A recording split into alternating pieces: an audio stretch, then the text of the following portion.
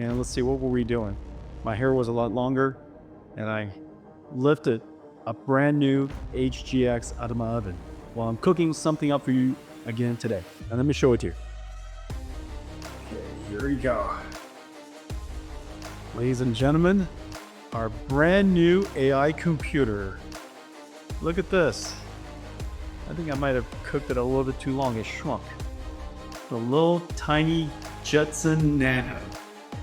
Little Orin computer. This thing that's really amazing is that a long time ago, starting with Xavier, you guys might have known, that we created a brand new type of processor. It was a robotics processor. Nobody understood what we were building at the time.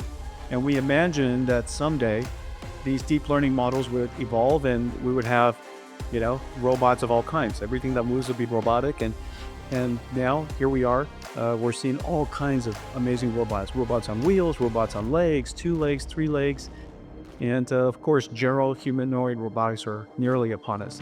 This is a brand new Jetson Nano Super. Almost 70 trillion operations per second.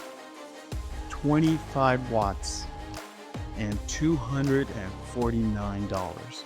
It runs everything that the HGX does, even runs large language models, and can't wait for all of you to try it. It's available